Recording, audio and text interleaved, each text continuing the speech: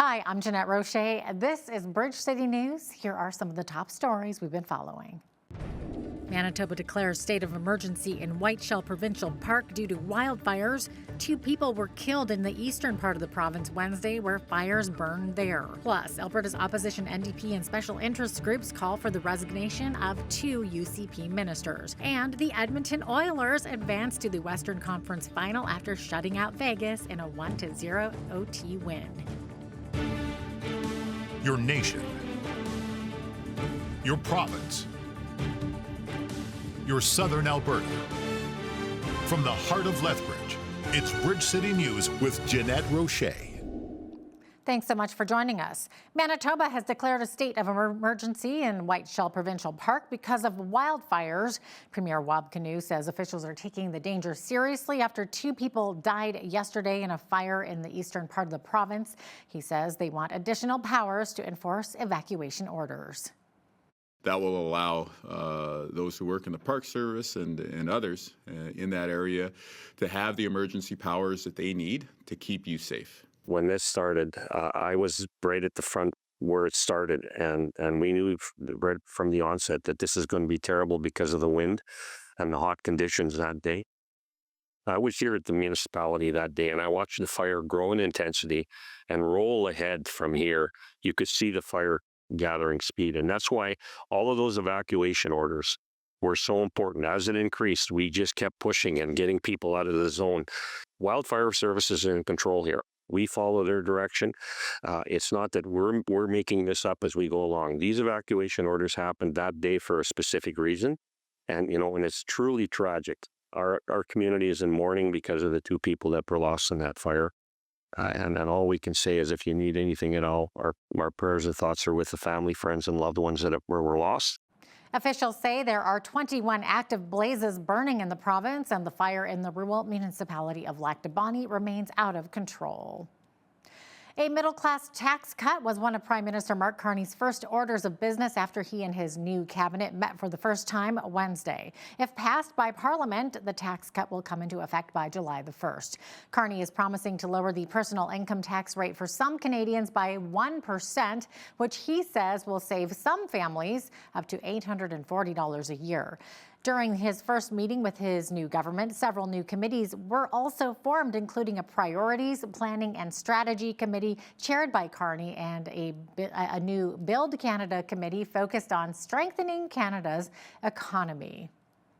One thing missing from Mark Carney's new cabinet is someone representing the interests of disabled Canadians, and disability advocates say that hole sidelines millions of people during what the PM promises will be a time of growth and rebuilding.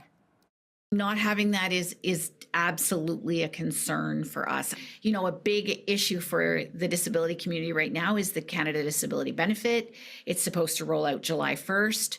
If we look at the last fall economic statement, there's a lot of commitments in there that we need to see moved on. Making the Canada Disability Benefit tax exempt. That's legislation has got to get through. That will make a huge difference for the amount of money people with disabilities actually get to keep out of this benefit, right? There are lots of priorities in the disability community around employment, around housing, around all kinds of things, but that's the most imminent one.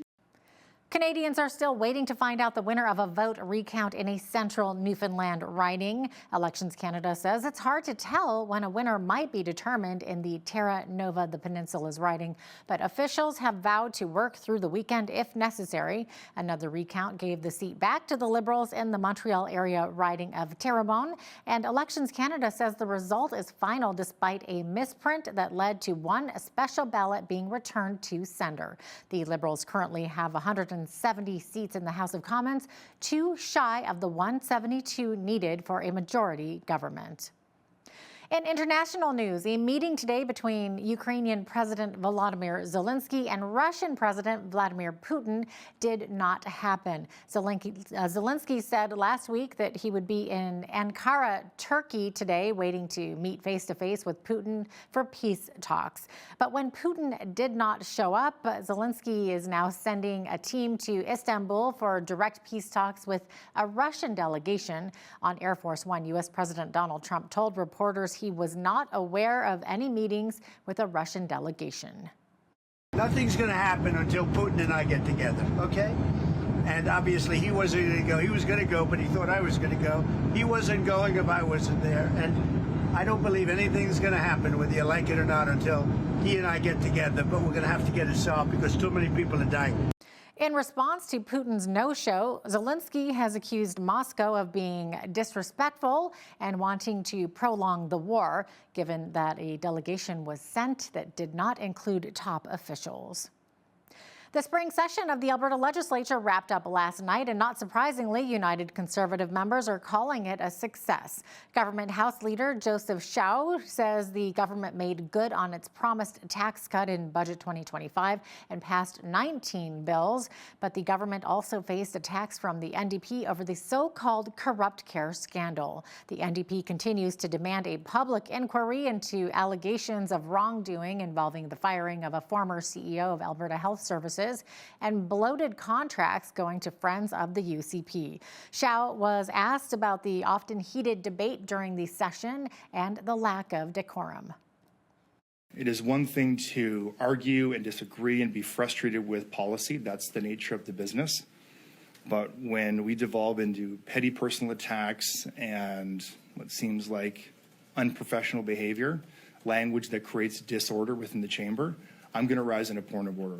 Particularly when it's a personal attack against a minister who is putting his or herself out every day on behalf of the province, consulting, looking at ways to make the province better. I also think it's quite disappointing the way that the members in the NDP caucus have attacked the Premier, both in the chamber and outside the chamber in press conferences. I think it's quite deplorable. But opposition leader Christina Gray fired back today, accusing UCP members of the same kind of behavior.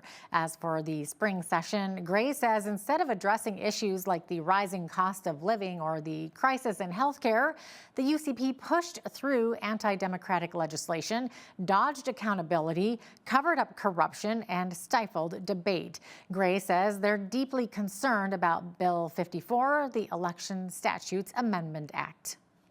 Not only have First Nations demanded that it be fully repealed because of the attack on their treaty rights and obligations, but also the Chief Electoral Officer and the former Elections Commissioner both wrote letters outlining how it would undermine people's ability to engage in elections, how it would undermine access, how it would undermine investigations. And the majority of the complaints that have been raised and levied against Bill 54 were not resolved, addressed in any way. And Bill 54 received, I believe it was less than 5 hours of debate across less than 2 weeks because it was introduced so late in the session. It's bad legislation. And with Bill 54, she strips away your democratic voting rights. She strips away your ability to vote if your house was destroyed in a fire. She strips away the rights of students to be able to vote when they're away at school in their home constituencies. And fundamental voting rights are sacred as far as I'm concerned. She also is playing fast and loose with Indigenous rights. So today, I believe, I wasn't there, but I believe the Onion Lake First Nation today reaffirmed their commitment to fighting the Alberta Sovereignty Act in court. We've always known the Alberta Sovereignty Act is blatantly unconstitutional. And I hope that the courts will find that soon. Perhaps the Onion Lake case will be the one that allows them to do that. Last night, the UCP government pushed through more changes to Bill 54. The government already made changes to the act to make it easier for citizens to gather signatures to force a referendum. First Nations and Indigenous groups have said any move to separate from Canada would violate treaty rights. The act now includes a clause stating that nothing in a referendum under the act is to deviate from existing treaty rights. In a statement, Justice Minister Mickey Amory says Alberta's government will always recognize, protect, and honor treaty rights as recognized by Section 35 of the Constitution. The government has also introduced an amendment it says will preserve the status quo and disallow mail-in ballots for constitutional referendums, which is currently the law. A group calling for 2 UCP cabinet ministers to resign loaded what they call the People's Bus in Edmonton and Calgary today, with supporters to be taken to Health Minister Adriana LaGrange's office in Red Deer. The group called Public Interest Alberta is canvassing LaGrange's riding and calling for her to resign, saying it's prompted by the situations in hospitals and alleged corruption scandals at Alberta Health. Justice Minister Mickey Amory is also facing backlash. The opposition NDP says he has personal ties to people at the center of UCP's so-called corrupt care scandal, and he failed to disclose the conflict of interest. Premier Danielle Smith is denying the claims. Well, Lethbridge police have charged a 57-year-old man in connection with the sexual assault of a 14-year-old girl and say that he might have targeted other vulnerable victims. On April 21st, the girl was approached by a man in a vehicle around 9:30 p.m. near the 300 block of 3rd Street South. Video surveillance showed him interacting with the girl before she entered the car. She was driven to a South Side residence where she was sexually assaulted, then dropped off back downtown. Police identified the man and arrested Masabo Arthur McQueena on May the 12th.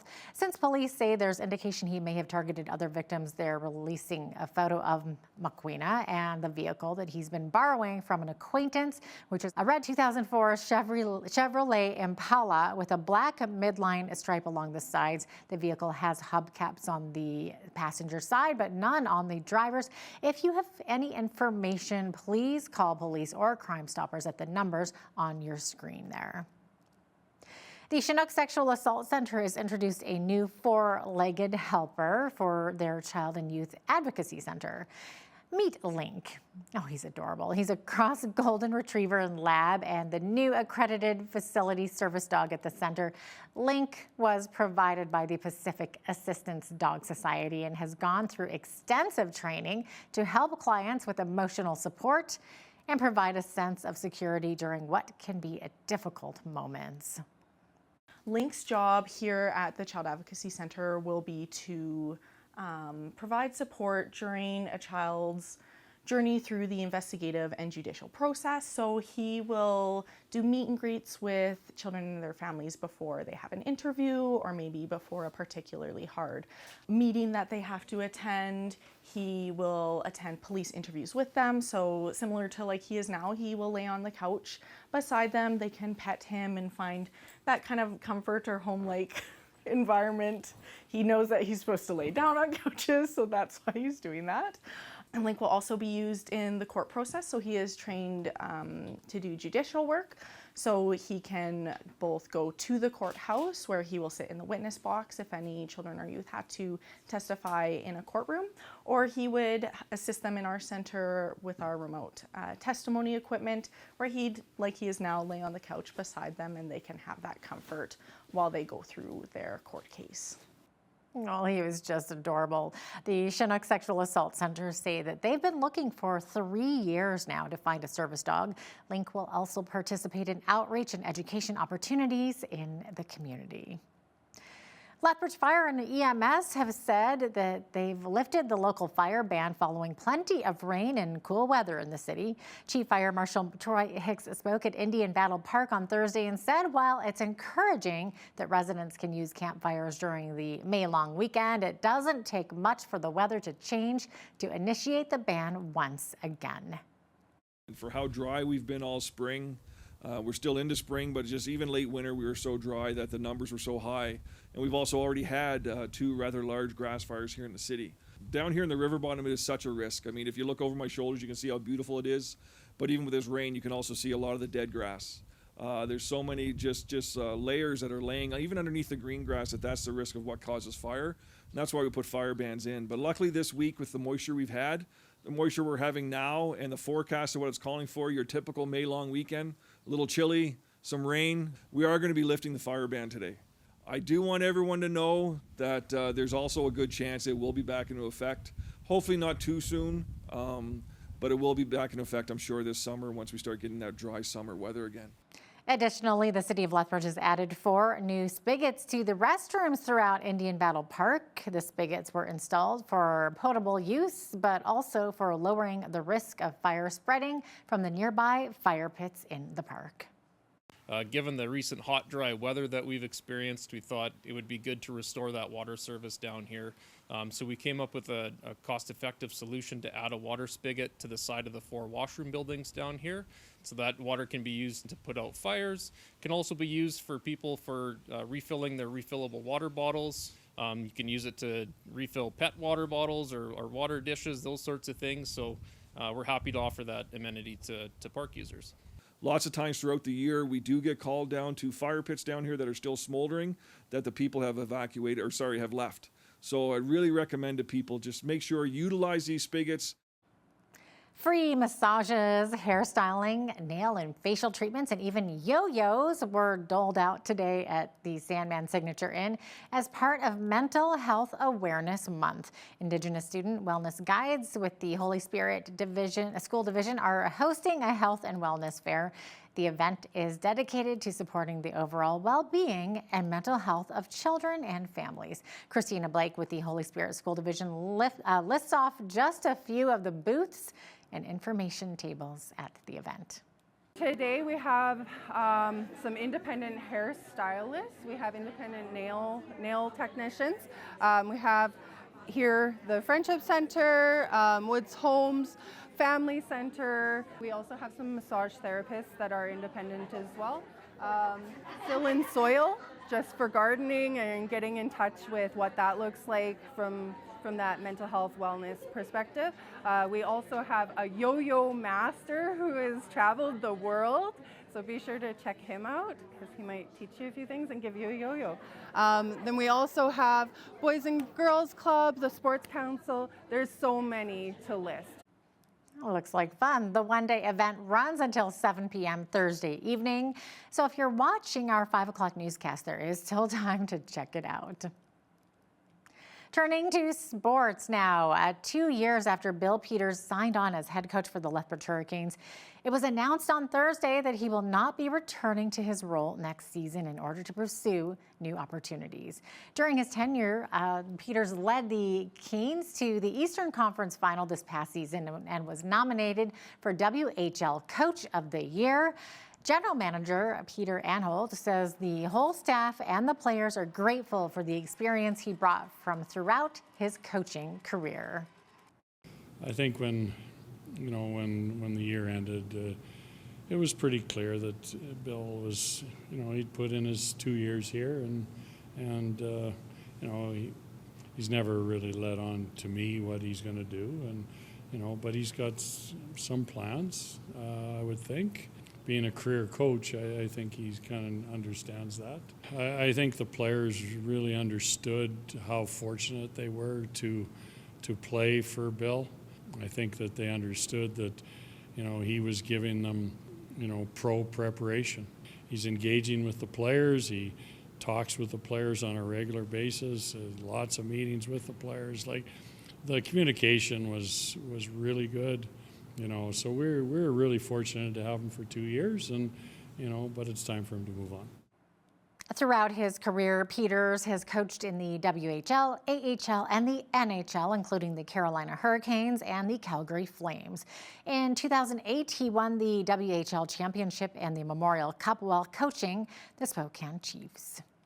And speaking of hockey, Edmonton is celebrating today as their Oilers advance to the Western Conference Final, shutting out the Vegas Golden Knights Wednesday night 1-0 in overtime to win the best-of-7 second-round series 4-1. It feels really good to be able to come in here and obviously finish the series when we did, because it certainly was not easy beating Vegas for four times with, the way they play, the way they're constructed. They've got a great lineup. They're very well coached, and the players play a really good system. Like, they're dedicated to it. So to come in and be able to win 4-5 against this team, very, very fortunate. The Oilers will go on to play either the Winnipeg Jets or Dallas Stars in the Western Conference Final, and that Game 5 happens tonight between the Jets and the Stars. Jets looking for a win, of course, and looking at our forecast now, lots of rain today, but we should see some sunshine this weekend. I'll be right back with your weather report.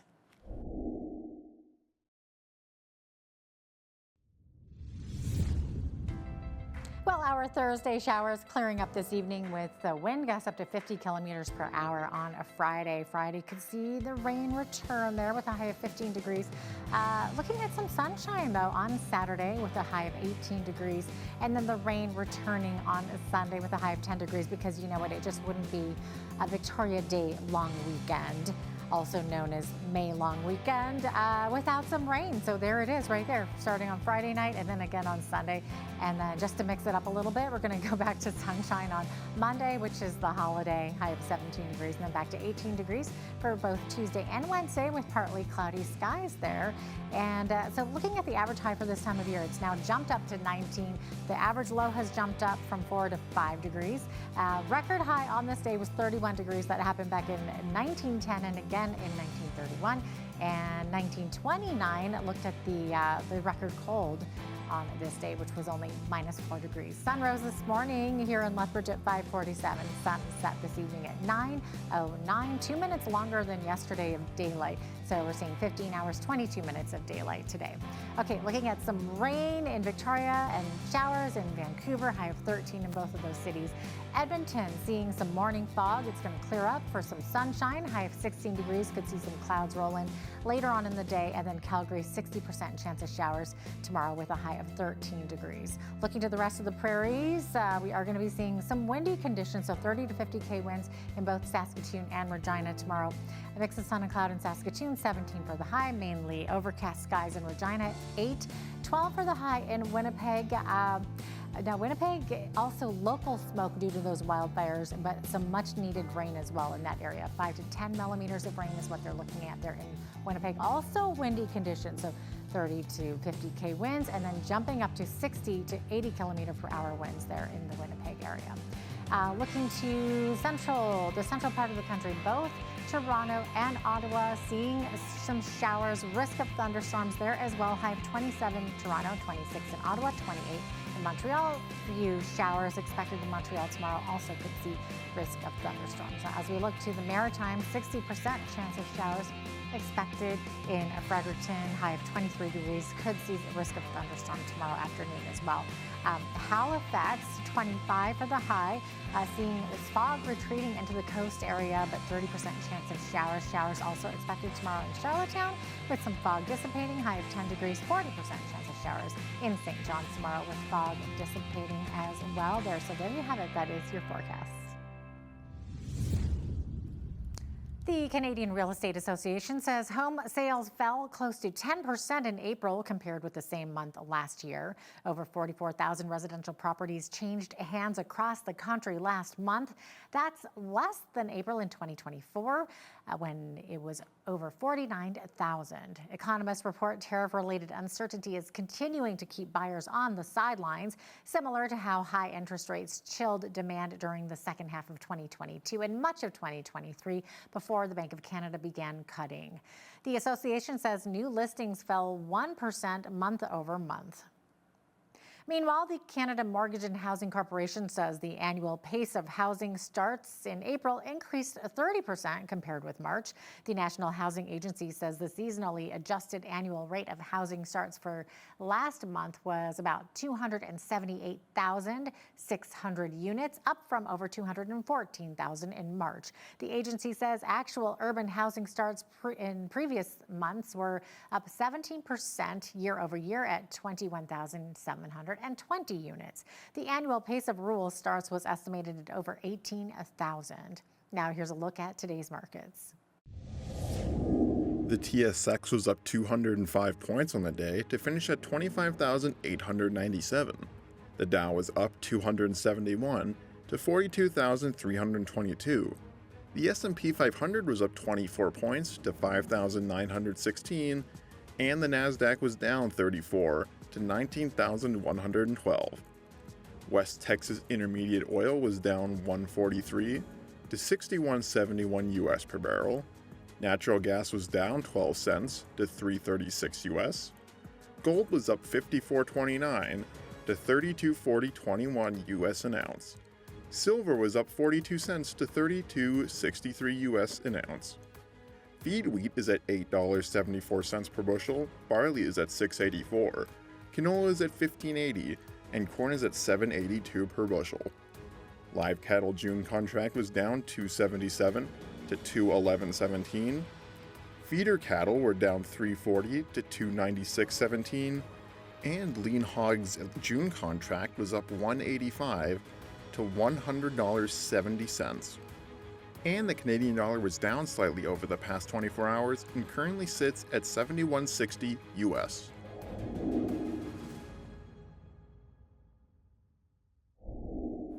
Recapping one of our top stories, Manitoba wildfire officials are hoping for rain to help tamp down the province's wildfires. The Manitoba Wildfire Service says there are 21 active fires and the Lac de Bonnie blaze northeast of Winnipeg remains out of control. 2 people were found dead yesterday in the ashes of that fire. Premier Wab Kinew has declared a state of emergency to help evacuate Whiteshell Provincial Park. With hundreds of firearms now banned in Canada and affecting all hunters and sports shooters alike, the question remains if our country's gun laws are actually targeting the right people. Rick Blakely, president of the Lethbridge Fish and Game Association, gives us his thoughts. That is coming up next. Also, when you see news happening in your community, be sure and send us an email at info@bridgecitynews.ca. You can also visit our website or our YouTube channel anytime to check out more of our stories and interviews.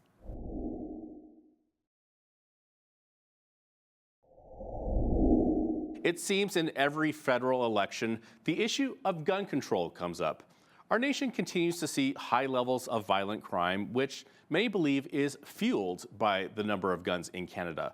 But are the rights of registered gun owners, hunters, and sport shooters being violated with government restrictions? And will gun restrictions actually reduce violent crime?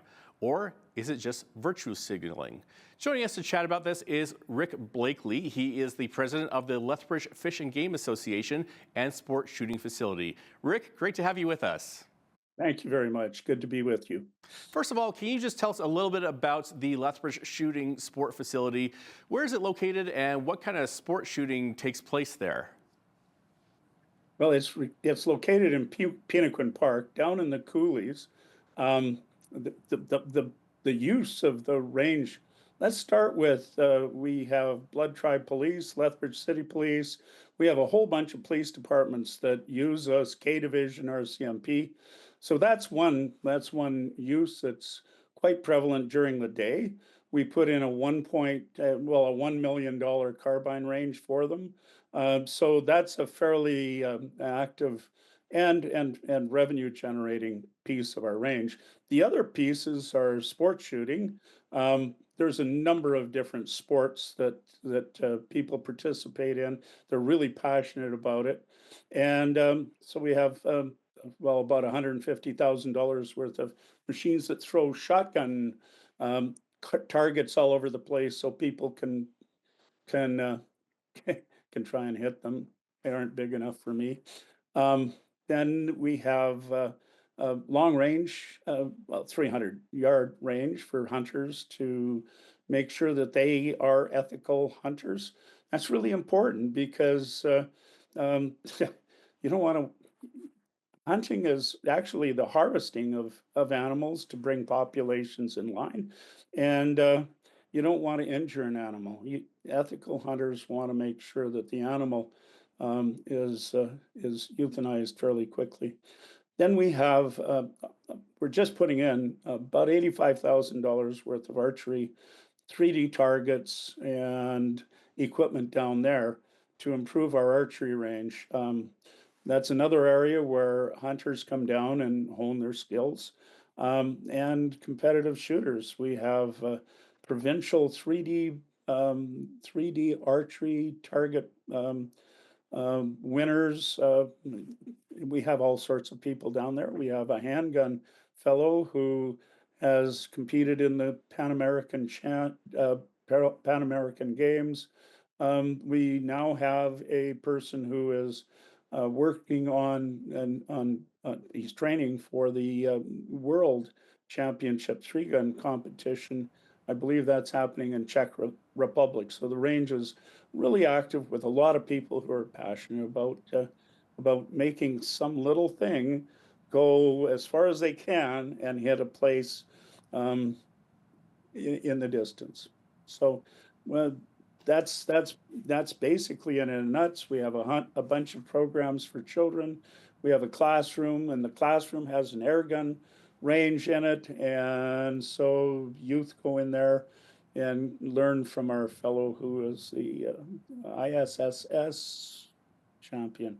Anyway, I could spend half an hour telling you what we do down there. Well, sounds like you have a lot of stuff going on at the range there. Sounds like there's a lot to experience there. So, but moving forward now, can you give viewers an update on where we're currently at with Canada's gun laws that have been changed since 2020 with Bill C-71 and Bill C-21 as to handguns and so-called assault weapons? Well, that's an interesting topic. The government has called these things assault rifles, but really the rifles that they're talking about, in particular that popular one, the AR-15, is actually Armalite Rifle 15. It was designed for people who did three-gun competitions, and so it's light and it's versatile. The firearms used in the past for assault rifles were had a wood stock, and you had to hold them kind of funny. But in the Vietnam War, they were walking through the jungle and they got jumped, so they had to be able to acquire a target really quickly. So those guns have what we call a tactical stock, which means that they're just ergonometrically better than the previous wood stocks. The government decided that anything that looks like that is an assault rifle. As a matter of fact, they banned the 22 caliber, which is a really small caliber used for blinking. There's two different versions of it: a word stock and what they call a tactical stock.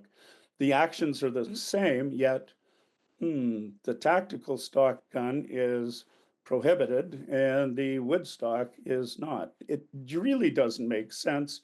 It's mostly political gesturing, or yeah, it's I guess you could call it gaslighting. It's trying to satisfy the citizens that they're doing something, but really what they're doing is vilifying people who are actually quite patriotic citizens who are licensed, who have taken training, who the RCMP have done background checks. As a matter of fact, the statistics on people who are licensed doing anything violent is less than a percentage. If any one of our licensed firearm owners is violent, even in a hockey game, playing hockey, they can lose their ability to shoot. Yet the government seems to want to allow, not allow, but with the current justice system and with the border controls, they allow the criminals to basically run free with firearms, even machine guns, which are definitely assault rifles, assault pistols. They're designed exactly for what they're saying that we have. Now, the federal government has put a buyback mandate in place and is trying to force gun owners to surrender their banned weapons to the government, which promises to buy them back at fair market value.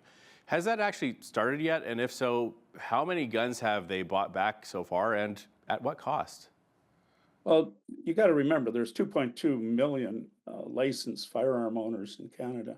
That's a fairly large political group, and if you include the people they influence.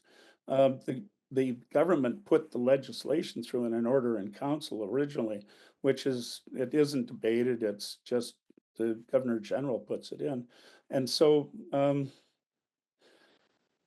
they never owned them. They can't buy something back that they never owned. It's just a political gesture to say they're working on crime, yet crime has increased dramatically since they took power. And what kind of impact is this having on gun owners and also on gun store business owners? Well, let's start with the range. They seem to be really focused on eliminating all firearms from civilian use, and that's been a stated goal by many, including the current person who's running for the Liberal Party. They I'm beyond words on that topic. Yeah.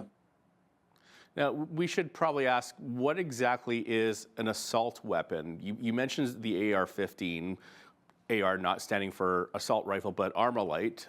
I know one of the terms the government used previously was firearms designed for the battlefield. That sounds scary, but is that anywhere close to an accurate description? Well, I've talked to many soldiers, and none of them would go into battle with any of these firearms that they've banned. They're semi-automatics. A soldier needs a firearm that'll shoot rapidly, like a machine gun or 3-shot bursts. These things are not. Well, some of them are bolt-action rifles, so they are not definitely not military grade. The joke is that they're going to give them to the Ukrainians. The Ukrainians wouldn't take them into battle if they wanted. So it's kind of ridiculous. And back to your other question, if they ban all firearms, that means our range will close. We won't have a range. We won't have a place. Well, I guess it'll still be there, but we have a number of people who are passionate. The businesses have lost billions already. We're closing sporting goods stores, like what I understand, quite dramatically, including those in Lethbridge, and that's an economic hit to us. And I believe that the groups pushing for gun control are doing so out of honesty held beliefs that this will increase public safety. But what do the stats actually tell us? The stats say that licensed gun owners are less than 1%, and that crime has increased dramatically. And I forget the stat. I mean, it's a fairly large.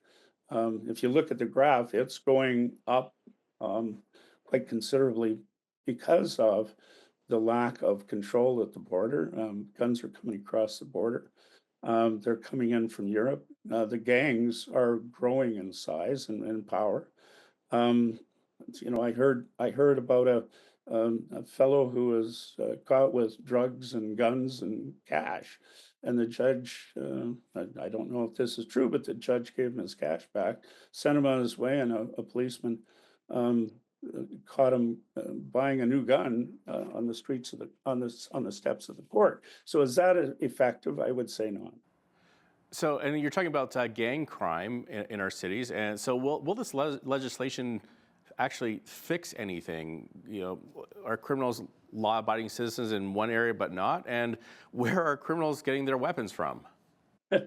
Well, citizens are being vilified, and criminals and gangs are being encouraged. If you ask me, there seems to be no punishment for criminal activity, especially violent criminal activity. It's counterintuitive. It really is. It doesn't make sense. So that's why I kind of like Poilievre's phrase, common sense legislation. So now we're coming up to a federal election. So are there any federal parties that would repeal Bill C-71 or make changes to protect the rights of gun owners? Oh, definitely. The conservatives under Poilievre have said this is ridiculous. It isn't a solution. We should be spending the millions, it could be billions, that would be spent on a buyback program on mental health, on police, on jail, on actually working with the youth to dissuade young people from going into gangs. So let's switch gears for a bit here and talk about the many individuals and even families with kids who come out to the Lethbridge sports shooting range. Is this a safe sport? Thank you for asking.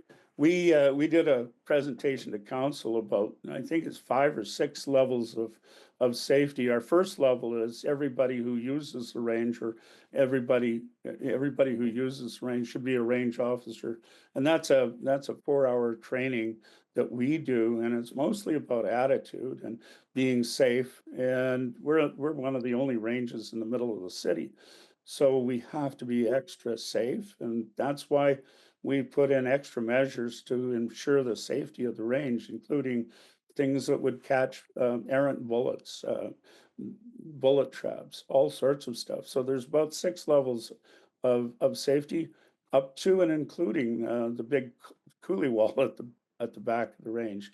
Um, the range officers are in charge of safety, and they guarantee that people will be safe. As a matter of fact, kind of interesting. A lot of them are coaches, and they do training, and they take. Well, we've got youth groups that come in, and one of the things that we've found is, especially with single parent mothers and people who don't have a lot of money, our sport is pretty cheap because we provide the firearms and the ammunition for the children. And we're finding that they're getting out of the basement and the video games with blood and gore and coming and actually feeling what it feels like to be very responsible, understanding what rules are and why they're rules, and you know, um, they become much better citizens because they understand what it's like to be responsible for something that could be very dangerous if in the wrong hands. I mean, you used the term weapon earlier in the discussion. A weapon is something that is used by the military. It's used to kill people. A firearm, we use the term firearm because that's a term used to put a little piece of lead downrange and hit a target, hit something that is fairly inert. So, Rick Blakely is the president of the Lethbridge Fish and Game Association and Sport Shooting Facility. Rick, thank you so much for your time today. You are so welcome, and thank you for asking these very good questions. You have a good day.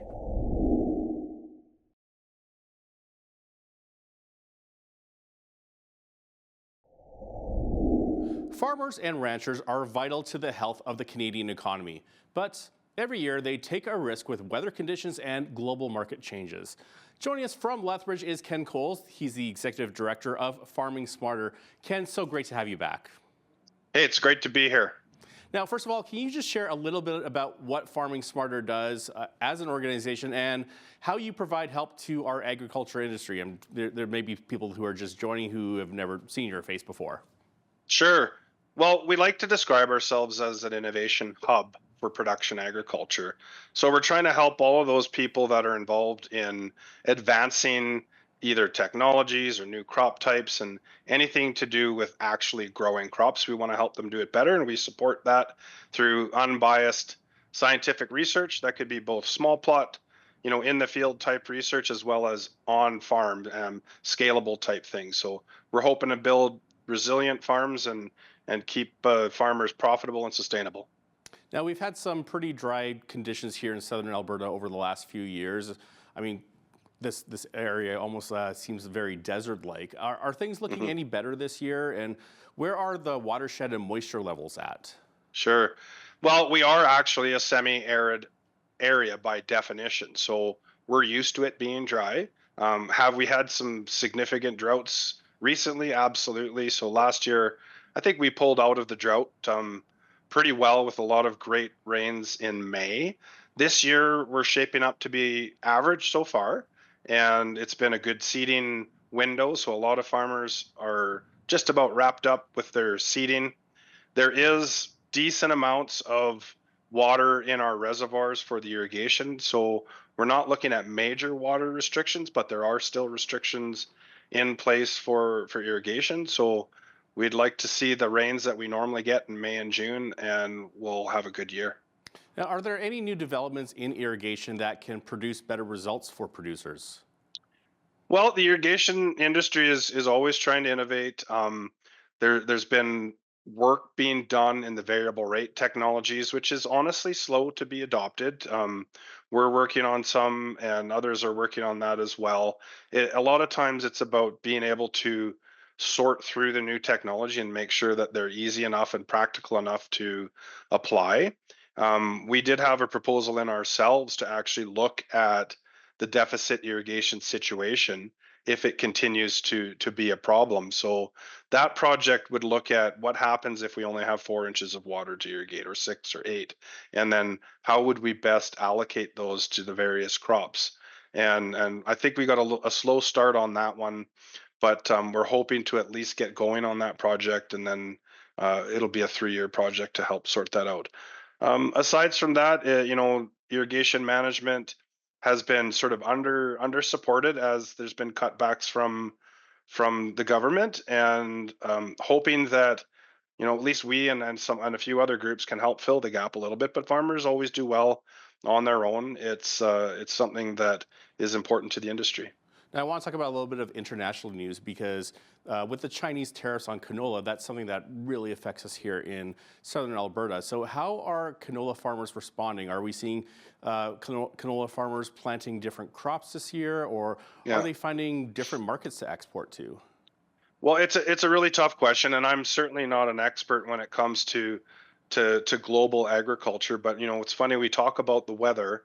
More and more we hear now that the biggest risk for farmers is actually policy, and foreign policies, our own internal policies, can have a pretty significant impact on farmers' bottom lines. So it's tricky because we try to build cropping systems that are resilient and that can deal with the weather. Now we need to almost build resilient and adaptable cropping systems that can deal with major market change. So I'm sure that that there's an instinct to sort of change crops. I myself on my own farm switched out of peas because they're also being tariffed right now, and went to lentils. So sometimes if there's a nice way to do an adaptation within a rotation, farmers will do it. But a lot of times they're sticking to those rotations because those are what allow them to sort of weather the storm through the multiple factors of variability that they're faced with.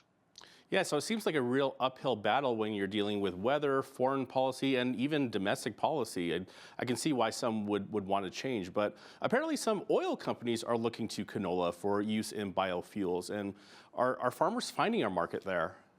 Well, that's been a very slow one to develop as well, and is really policy focused more than anything. I think whenever you take a crop and try to develop an internal market for it, like that's what the US did a lot with their corn and the ethanol, and you create a domestic market rather than having to export. So economically, sometimes it makes sense, but it doesn't always make sense in the long run, especially environmentally.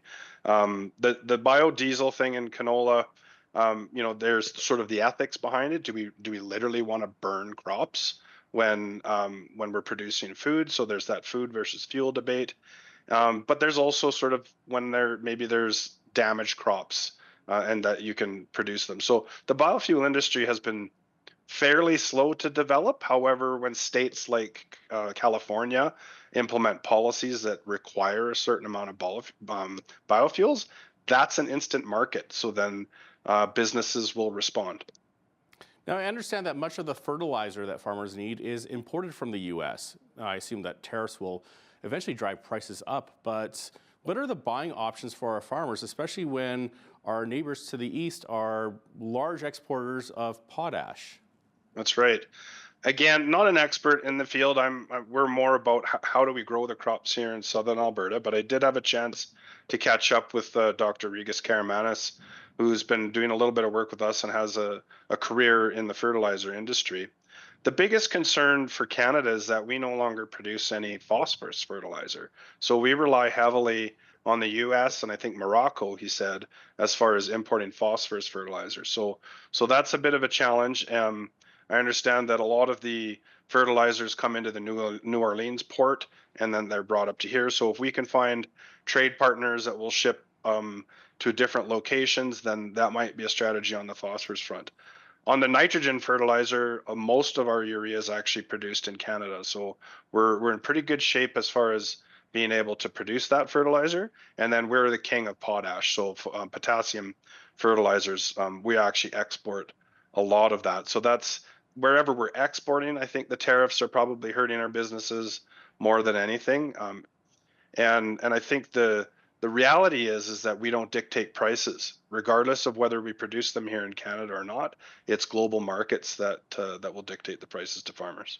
Now, have there been any innovations in how to best apply fertilizers, and what types of fertilizer to use to get better results? I mean, obviously, like potassium is not a concern for us. Yeah, potassium isn't because our soils are quite rich in it. We have new soils from the glaciation period. They're pretty rich in potassium. However, the innovations have been more on the industry side. We don't really tend to have a lot of public work or being done on fertilizers.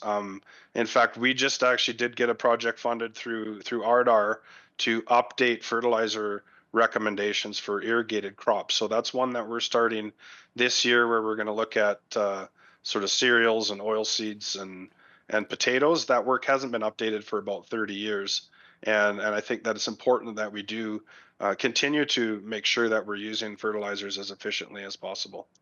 Now, when every dollar counts, ag producers need to be as efficient as possible. And we saw on your websites there was an article on some innovative ways to put the dryland corners to good use in an irrigated field. So can you share a little bit about that? Yeah, that's an interesting project. Again, another one funded by ARDAR just recently. So this will be the first year of the project, and it kind of just stems from conversations with farmers. Irrigated farmers, of course, use pivots, and not a lot of them actually have the fancy swing arms that will reach out and get those corners. So there's a lot of dryland corners that end up not being managed very effectively. So the whole point of that project is to really sort of survey the landscape and what are farmers doing to manage them. Like the one farmer that actually spurred the idea for the entire trial said to me, man, I wish he didn't have to deal with the dryland corners because they're just full of the glyphosate tolerant kochia weeds. He's focused on his high value irrigated crops, and these corners are sort of just almost a nuisance and a loss. So we're hoping that maybe we can, and on the flip side, other people are starting to irrigate their dryland corners. And so there's all these different management approaches. The point of the project is to sort of survey what's being done, give a bit of an evaluation, and see if there's some better opportunities to deal with that land. Now, what about specialty crops? Are there any specialty crops that farmers are turning to that are getting a better return? Well, under the irrigation side of things, there's lots of high value specialty crops that are sort of the cornerstone of a farm's business. And of course, we're seeing a large expansion of potato processing capacity here in southern Alberta. So we're seeing potato acres where we've never seen it grown before. That's a pretty significant high value expansion. Seed canola is tremendously valuable here in southern Alberta as well. So we've got major companies that are established up doing their hybrid seed production in southern Alberta. Sugar beets, like the reality is that the farmers have they can only do those switches if they have a contract with those companies. So you can't just on a dime just decide because there's a tariff that, hey, I'm going to go more potatoes without those contracted acres. So it is a bit of an art, I think, navigating those types of opportunities. Now, every so often we hear the news of the number of family farm operations declining. Is that statistically true? Is the number dropping? And if so, why? I've heard about corporations buying up farms, and I've heard of the younger generations just not showing any interest in farming. What are your thoughts?